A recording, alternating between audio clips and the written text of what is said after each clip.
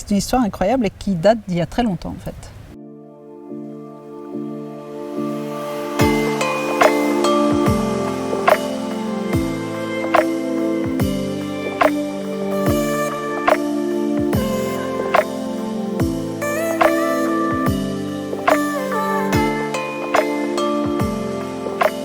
Depuis que je suis au Cambodge, j'entends beaucoup parler du poivre de Kampot qui fait la fierté du pays.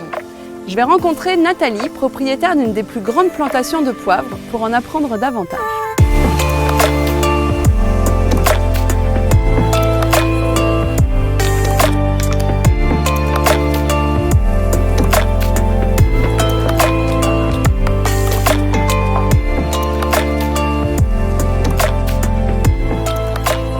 Quelle est l'histoire du poivre de Kampot? C'est une liane en fait qui pousse sur un arbre vivant, qu'on trouvait principalement au Kerala, qui a été domestiqué par les Chinois, qui venaient de l'île de Hainan, et qui l'ont amené au Cambodge dès le XIIIe siècle. Mais du temps du protectorat français, c'était le poivre d'Indochine. Et tout le poivre d'Indochine qui était exporté essentiellement en France, parce qu'il y avait forcément des accords entre la France et son protectorat, il n'y avait pas de droit de taxe. Donc tout ce poivre d'Indochine venait de la région de Kampot. Donc le poivre de Kampot, qui à l'époque s'appelait poivre d'Indochine, était déjà connu au XXe siècle, du temps du protectorat, comme l'un des meilleurs poivres au monde.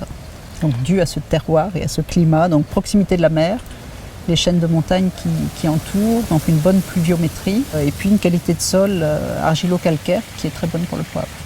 Il y a beaucoup de similitudes, et ça parlera beaucoup aux Français, entre le vin et le poivre.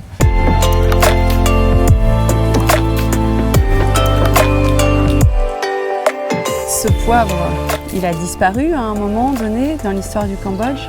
Alors est arrivé, bien sûr ce que tout le monde connaît, mais pas forcément dans toute son ampleur, c'est l'arrivée des Khmers rouges, la guerre civile, où là le Cambodge se ferme complètement, plus de marché à l'export, plus de commerce, plus de monnaie, plus rien.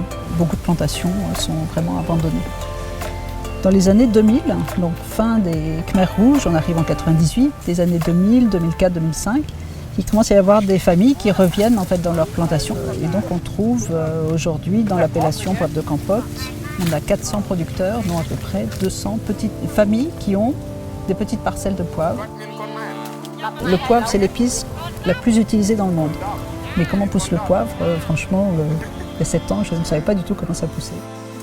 La date importante pour le poivre de Kampot, c'est 2010. L'Agence française du développement, le ministère du Commerce et le ministère de l'Agriculture arrivent à mettre au point en fait une IGP, l'indication géographique protégée, donc c'est l'équivalent de l'AOP, AOC. Officiellement, le poivre de Kampot devient la première IGP du Cambodge, ce qui permet en fait de reconnaître la valeur de ce poivre et son unicité en fait par rapport à tous les autres poivres du monde. C'est très grand aussi. Ça représente quelle superficie? Alors, on a acheté les terrains un petit peu au fur et à mesure pour protéger notre environnement et pour aussi étendre la plantation. Aujourd'hui, on a 40 hectares. On compte plus en termes de poteaux de poivre. Donc on a 22 000 poteaux de poivre de Kampot, ce qui nous a permis l'année dernière de faire une production d'à peu près 25 tonnes. Et donc ce poivre est très très naturel. Donc c'est un produit bio. C'est un produit complètement bio.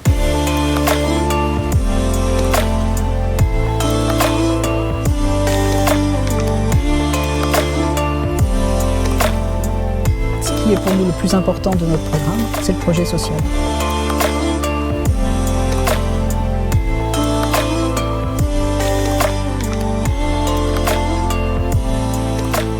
Aujourd'hui, qu'est-ce qui vous rend le plus heureuse?